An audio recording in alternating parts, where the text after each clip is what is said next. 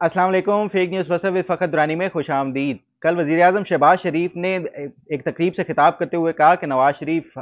चौथी बार वज़ीर-ए-आज़म होंगे। क्या वाकई आने वाले इलेक्शंस में नवाज शरीफ इलेक्शन कॉन्टेस्ट करके चौथी बार मुल्क के वज़ीर-ए-आज़म बनने वाले हैं या नहीं? प्रोग्राम के पहले हिस्से में इसके ऊपर बात करेंगे, जबकि प्रोग्राम के दूसरे हिस्से में हम बात करेंगे सोशल मीडिया पे जो पिछले 2 दिनों में एक खबर गर्दिश कर रही थी कि 4 कोर कमांडर्स जो साबिक कोर कमांडर्स थे, वो साजिश जो सानिया 9 मई था उसमें मुलव्विस थे। उनको मुख्तलिफ जो है वो बरात और उसके साथ साथ ओहदों की दिया गया था, लालच दी गई थी। उस हवाले से क्या हकीकत है इन खबरों में कि क्या वाकई कोई कोर कमांडर्स मुलव्विस थे जो आर्मी चीफ के खिलाफ जो बगावत थी मुबैना तौर पे उसमें या नहीं? प्रोग्राम के दूसरे हिस्से में इसके ऊपर बात करेंगे,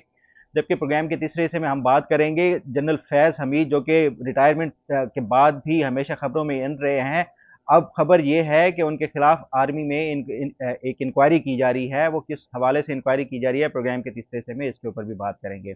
सबसे पहले बात कर लेते हैं नवाज शरीफ के हवाले से कि क्या वाकई नवाज शरीफ चौथी बार भी वजीर आजम बनेंगे या नहीं बनेंगे। जिस तरह शहबाज शरीफ ने ऐलान किया है कि नवाज शरीफ कल जो मुस्लिम लीग नून के जो पार्टी के अपने इंतखाबात इंट्रा पार्टी इलेक्शंस थे उसमें उन्होंने तकरीब से खिताब करते हुए ये कहा कि इंशाल्लाह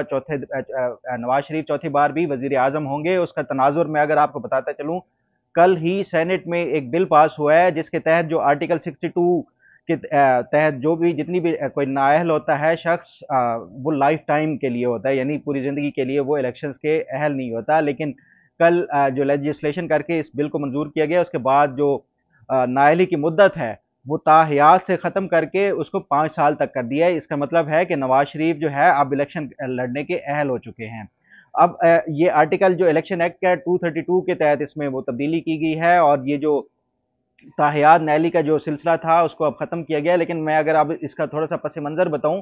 कि आपने देखा कि जब से पीडीएम की हुकूमत आई उसने नवाज शरीफ की नाअहली के हवाले से 3 लेजिस्लेशन बुनियादी तौर पे की हैं। 2 में सुप्रीम कोर्ट रुकावट बन गई, उनमें एक में स्टे ऑर्डर दे दिया सुप्रीम कोर्ट ने, जबकि दूसरे के जो है वो अभी ज़ेर समाअत है मुकदमा। अब तीसरी ये लेजिस्लेशन है। जो पहली सुप्रीम कोर्ट में ये इस हवाले से लेजिस्लेशन की गई थी वो थी supreme court practice and procedure bill था,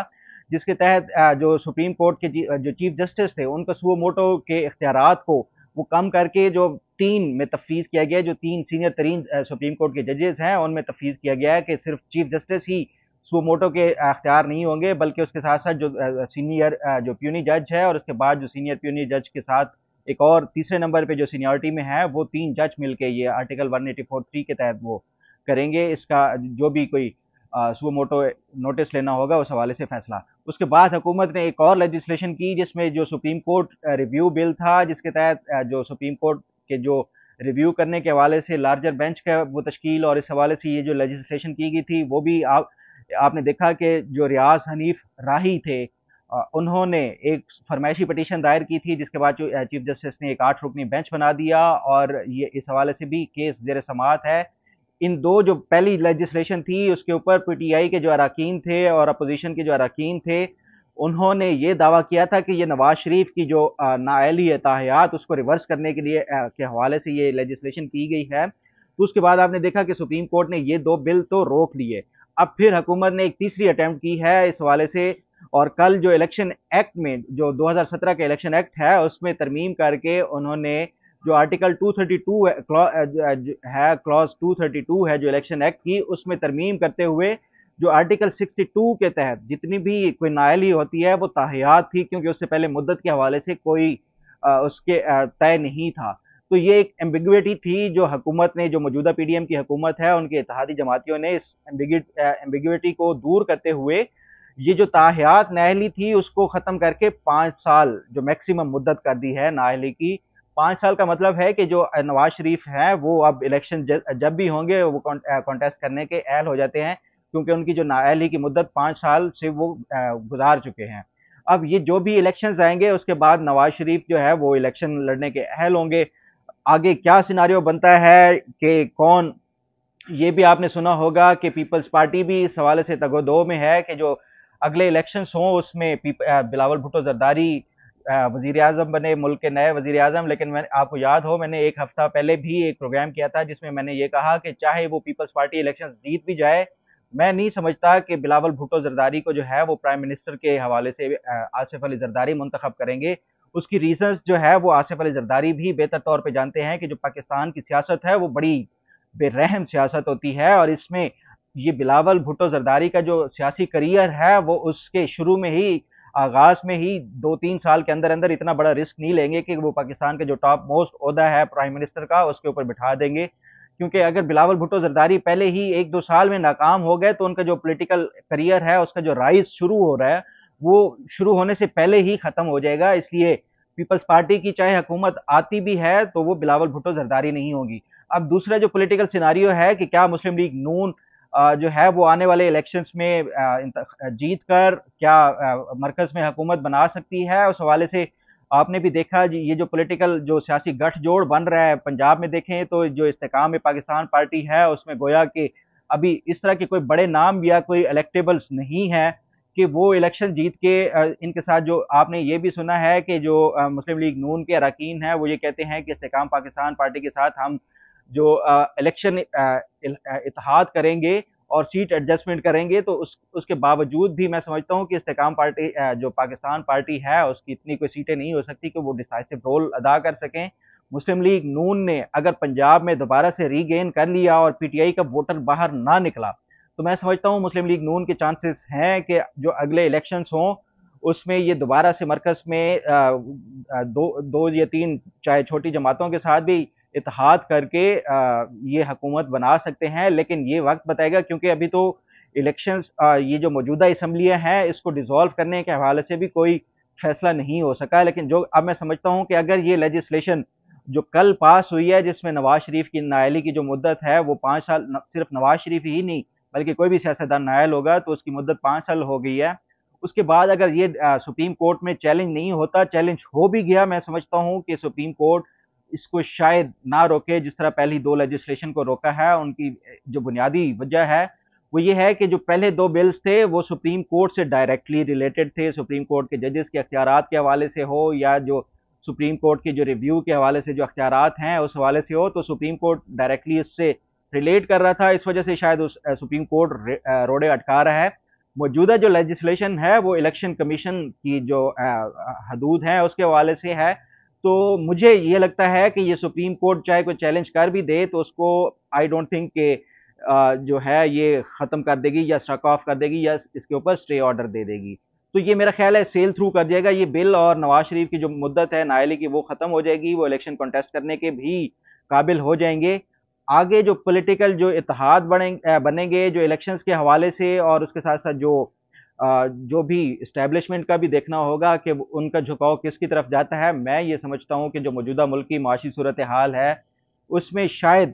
یہ میری اپنی ایک پولیٹیکل جو انڈرسٹینڈنگ ہے اس کے مطابق نون لیگ جو ہے وہ دوبارہ سے آ سکتی ہے اگر ان کا جو سیاسی اتحاد جو ہے وہ مولانا فضل الرحمان ہے یا استحکام پارٹی جو استحکام پاکستان پارٹی ہے انہوں نے کوئی سیٹیں لے لی تو ہو سکتا ہے۔ آنے والے دنوں میں کیا حکومت اسمبلی توڑتی ہے یا نہیں توڑتی، اس حوالے سے جو بھی اپڈیٹ ہوگی وہ بتاؤں گا۔ اب بڑھتے ہیں پروگرام کے دوسرے حصے کی طرف۔ آپ نے دیکھا کہ پچھلے 2 دنوں میں ایک سوشل میڈیا کے اوپر یہ خبر سرکولیٹ ہو رہی تھی کہ 4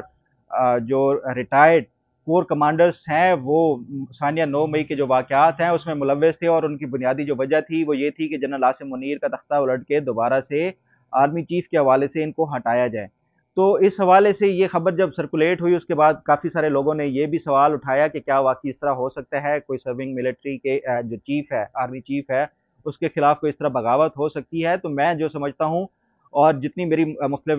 جو لوگوں سے بات ہوئی ہے ریٹائرڈ فوجی حضرات سے بھی کہ کیا اس طرح کا واقعی پاسبل ہو سکتا ہے کہ ایک سرونگ ملٹری چیف کے خلاف کوئی اس طرح کی بغاوت ہو، تو جتنے بھی یہ لوگ ہیں جن سے میری بات ہوئی وہ یہ کہتے ہیں کہ جو لوگ یہ باتیں کر رہے ہیں وہ شاید ملٹری کے جو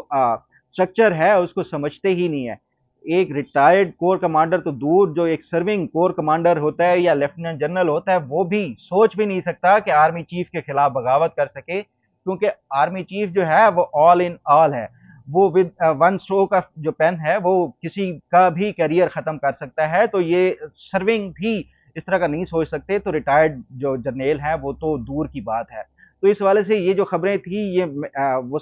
میری جو مختلف لوگوں سے بات ہے وہ کہتے ہیں کہ یہ ہو ہی نہیں سکتا، پاسبل ہی نہیں ہے کہ کوئی اس طرح کی بغاوت کے حوالے سے وہ ہو۔ ہاں کوئی عمران خان کے ساتھ जो वैसे सलाह मशवरा या इस तरह की जो सजेशंस के हवाले से कोई रिटायर्ड जर्नेल अगर कनेक्टेड थे तो वो एक और बात है, लेकिन ये इस तरह एक्टिव बगावत वाला जो एक थ्योरी है ये बिल्कुल साजिशी है और इसमें कोई हकीकत नहीं है, क्योंकि ये आर्मी का जो स्ट्रक्चर है, जो आर्मी का काम करने का तरीका है, उसमें कभी भी उनको इस तरह ट्रेन ही नहीं किया गया कि अपने सीनियर के खिलाफ इस तरह बगावत करनी है। तो ये पॉसिबल नहीं है कि कोई आर्मी चीफ के खिलाफ, सिटिंग आर्मी चीफ के खिलाफ इस तरह बगावत करके कि उनको हटा दिया जाए। आपने देखा माजी में नवाज शरीफ की मिसाल 99 की आपके सामने है कि